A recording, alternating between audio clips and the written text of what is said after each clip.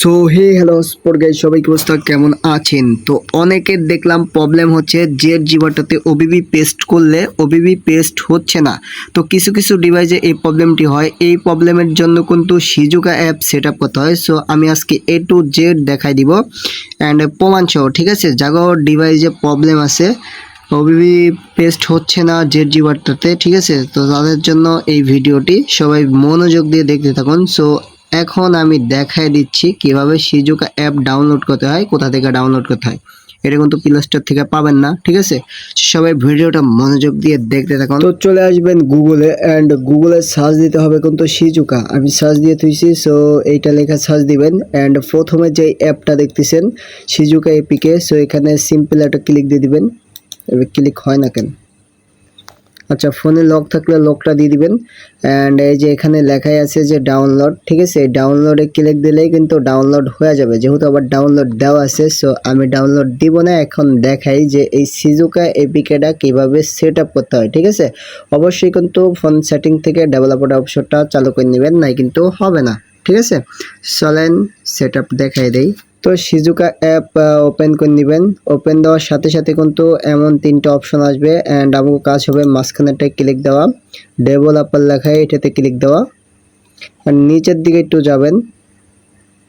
তো ইউএসবি যেই অপশনটা দেখতেছেন এটা চালু করে দিবেন, আপনাকে অফ থাকবে, এটা চালু করে দেবেন অ্যান্ড নিচে দেখতেছেন এটাও কিন্তু এইভাবে অফ থাকবে।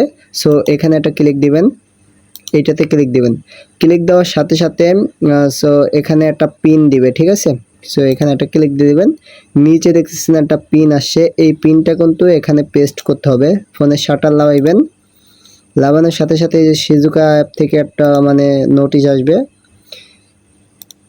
এখানে ক্লিক দিবেন অ্যান্ড এখানে কিন্তু পিনটা বসানোর জায়গা চলে আসছে। সো আমি একটু পিনটা দেখে নেই, 69, আচ্ছা 1 মিনিট,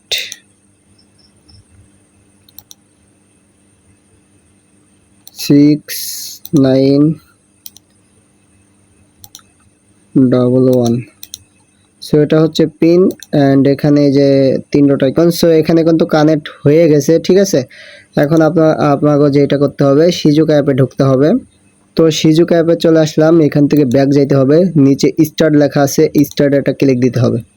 সো স্টার্টে ক্লিক দেওয়ার সাথে সাথেই কিন্তু এখানে কিছু লেখা লোড নিবে, লোড দেওয়ার সাথে সাথেই কিন্তু আমাকে স্টার্টের থেকে এই পেজে নিয়ে আসবে।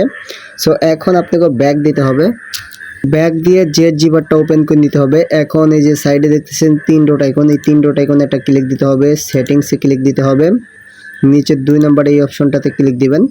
পোর্টটাতে ক্লিক দিয়ে এখানে সিজুকা লেখা আছে, সো এই সিজুকাতে ক্লিক দিতে হবে। ক্লিক দেওয়ার সাথে সাথে সিজুকা কানেক্ট হয়ে যাবে অ্যান্ড এখানে 3টা অপশন দেখছেন, এই অপশনগুলো চালু করে দিবেন। সো চালু হয়ে গেছে, এখন আমাকেও কাজ শেষ।